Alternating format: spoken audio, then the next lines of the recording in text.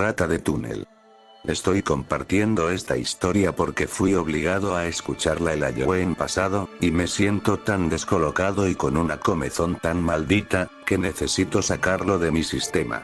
Estoy seguro de que algunos de ustedes van a pasar por alto esta pequeña rabieta y saltarán al jugo de la historia, porque puede ser que estén pensando: hey, yo tengo un estómago fuerte. Bueno, pues adelante. Saquemos las cosas aburridas del camino. Mi abuelo fue reclutado por el ejército, y dado que era de baja estatura y delgado, fue la rata de túnel perfecta. Esos eran los sujetos que se escabullían por los túneles ridículamente estrechos que los soldados Vietcong utilizaban para transportar personal y armas, y para colocar trampas y todo lo demás. Y cuando digo que eran estrechos, es porque eran estrechos. Aquí está una fotografía. Así que un día mi abuelo se estaba arrastrando por un túnel y sucedieron algunas cosas malas. Primero, las otras dos personas con él fueron asesinadas por un Vietcong solitario mientras estaban paradas afuera del agujero.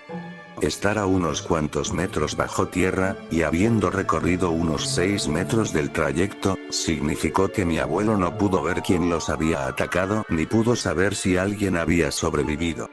Asumió que el Vietcong iba a comenzar a tirar granadas por el túnel dentro de poco, y estaría acabado, pero no hubo señal de ningún ataque después de algunos minutos.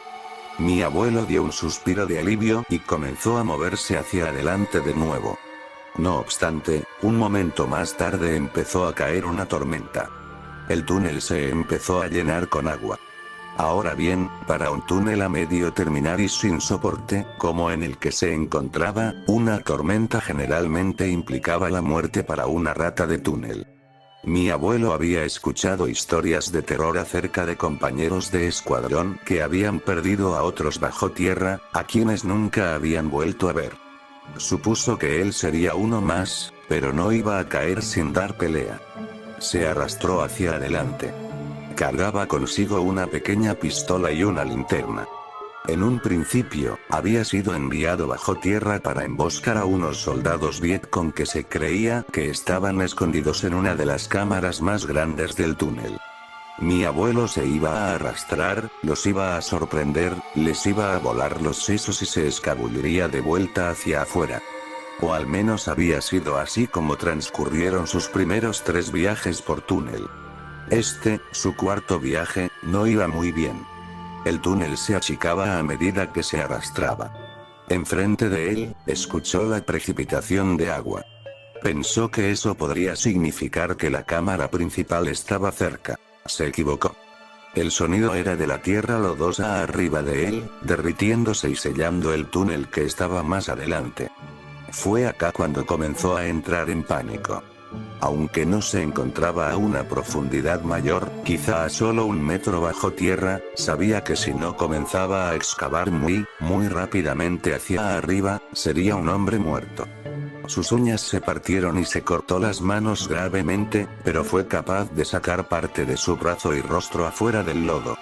No pudo proseguir. Su espalda baja estaba empujada con fuerza hacia la tierra y el ángulo lo tenía torcido en una forma de gualongada. Sus piernas estaban atascadas. Arriba de él, 30 centímetros cuadrados de luz estaban brillando desde donde hubiera podido escapar si no estuviera atrapado. Sabía que si empezaba a llover de nuevo, se ahogaría. Pero la lluvia no llegó. Los insectos sí. Primero fueron las hormigas. Por suerte, no fueron las hormigas rojas grandes de las que todo el mundo estaba aterrorizado por ahí. Esas con la mordida que se siente como si te hubieran disparado. En cambio, estas eran diminutas y negras, pero había muchísimas. Mi abuelo conjeturó que cuando el túnel se vino abajo, debieron de haber sido sacadas de sus hogares. Ahora se estaban arrastrando por su cuero cabelludo, rostro y cuello. No lo mordieron, pero hacían cosquillas y le daban comezón. Las que se desplazaron hacia sus labios fueron lamidas e ingeridas, pues mi abuelo había presentido que pasaría mucho tiempo sin comida. Después de un tiempo, las hormigas perdieron el interés. Pero las moscas se convirtieron en un problema. Para entender por qué, tienes que saber en qué posición estaba atascado. El ángulo retorcido e incómodo de su cuerpo había dejado un brazo estirado enfrente de él, pero su hombro y espalda baja no podían ser movidos. Así que tenía un poco de movimiento en su brazo superior, muñeca y mano, pero todo por debajo de su codo básicamente estaba paralizado. ¿Por qué es relevante esto? Porque su axila estaba expuesta. No mucho, quizá solo algunos centímetros de abertura, pero eso fue más que suficiente para las moscas. Y estaban muy atraídas por la axila cálida y húmeda. Durante el transcurso de una hora, 20 a 30 moscas gordas de color café oscuro se dirigieron hacia su axila derecha. Se quedaban por un tiempo, usualmente no más de 6 o 7 moscas en un momento dado, antes de que se fueran volando. Por supuesto, mientras estaban adentro, lo mordieron. El dolor era agudo y terrible, según lo describió. Le recordaron a esa comezón profunda y punzante de las moscas de caballo halladas en la playa cerca de donde había crecido cuando era niño. Y no podía impedir que siguieran haciéndolo. Solo apretó sus dientes. A medida que el sol bajaba, las moscas comenzaron a perder su interés y se fueron volando. Supo que unas cuantas se habían quedado a hacer un nido porque sentía movimiento contra el vello de su axila, pero la mayoría se había ido. Ahora solo quedaron los mosquitos para atormentarlo con mordidas infinitas y gargantas sin fondo. Durmió, de alguna forma. A partir del momento en el que salió el sol, nuevos insectos lo visitaron. De todos los insectos grandes y tropicales que había visto en Vietnam, estaba agradecido hasta el momento por haber evitado a los 100 pies gigantes de los cuales había oído hablar. Cosas furiosas y enormes, tan grandes como el antebrazo de un hombre, y tan gruesos como una botella de cerveza. Uno de sus compañeros de escuadrón más sádicos escondió uno en el catre de otro pobre bastardo. Le mordió los pies y dedos 10 veces antes de que siquiera se pudiera salir de la cama. Mi abuelo incluso odiaba a los pequeñitos que encontraba a veces en el sótano de su casa, así que la idea de uno gigante hacía que su sangre se pusiera fría. Mira cómo se ven. Dios te libre. 5 minutos después de que había abierto sus ojos a la luz de la mañana, uno de ellos se arrastró sobre su mano y se enroscó alrededor de su muñeca. Mi abuelo estaba demasiado aterrorizado como para moverse. El poco movimiento que aún conservaba en su mano y muñeca pudo haber sido suficiente como para sacudírselo, pero no se quiso arriesgar. Así que esperó. Aparentemente, a la cosa le gustaba a mi abuelo, porque permaneció encima de él por mucho más de una hora antes de que mi abuelo ya no pudiera lidiar con el estrés. Trató de agarrar al insecto en su puño, pero al instante que comenzó a moverse, la cosa lo empezó a morder. Mi abuelo fue capaz de darle un buen agarre y lo apretó tan fuerte como pudo. El 100 pies se partió por la mitad en su mano y derramó jugos desagradables por su brazo. Los 2 pedazos de su cuerpo cayeron por el agujero. La parte frontal aún retenía un poco de vida, y, a medida que moría, mordió a mi abuelo en la nariz y en los labios hasta que éste se vio obligado a arrancarle la cabeza con sus dientes para acabarlo. El resto del día se la pasó sufriendo en tanto las moscas hacían un enjambre alrededor del cadáver del 100 pies. No se cansaban de él. Durante horas extenuantes, las vio comer y cagar y coger por todas las partes de ese insecto monstruoso. El jugo en su brazo, el cual se había derramado por todo el trayecto hasta su axila, también era como un néctar de los dioses para las moscas. Más y más de ellas volaban de adentro hacia afuera de la axila. También podía notar que más de ellas se estaban quedando dentro de sus confines húmedos. Los pinchazos, la comezón y las sensaciones de cosquilleo eran más tortuosas que los pedazos asquerosos de 100 pies que se había tragado. Las hormigas también habían notado el cadáver del 100 pies. Esta vez, las pequeñas hormigas negras no eran la única variante. Los monstruos rojos con las mandíbulas detestables habían llegado. Pero mi abuelo tuvo suerte, pues estaban más interesadas en matar a las hormigas pequeñas que en molestarlo a él. Sí nos contó que una de ellas le mordió la esquina de su ojo izquierdo, pero el dolor había sido mucho más leve que del que las maricas del campamento siempre se estaban quejando. Fue aquí cuando mi primo le dijo que había desperdiciado su vocación como profesor en el estudio de género, a lo cual mi abuelo simplemente respondió abofeteándolo en el costado de su cabeza y diciendo: no aprecio los chistes sobre ese campo de estudio. ¡Qué hombre tan complejo! En fin, de vuelta en el infierno, había empezado a llover. Esta fue una bendición mezclada para mi abuelo. La gran mayoría de los insectos se dispersaron para buscar terreno más elevado, pero estaba bastante seguro de que el agujero se iba a llenar con agua y de que se iba a ahogar. Bueno, no se llenó y no se ahogó. Incluso tuvo la oportunidad de beber un poco de agua de lluvia. Había pasado sin comida o agua por un poco más de 24 horas para este punto, así que estaba agradecido de poder haber tragado el equivalente a unas cuantas cucharadas. Hubo un momento de pánico cuando la tierra debajo de sus caderas se movió hacia abajo y pensó que se iba a caer y quedar enterrado. Pero tuvo suerte de nuevo. El desplazamiento fue menor. Había estado atascado en esa forma de agua alargada por un tiempo, y definitivamente fue algo positivo que un poco de la presión alrededor de su entrepierna se hubiese aliviado.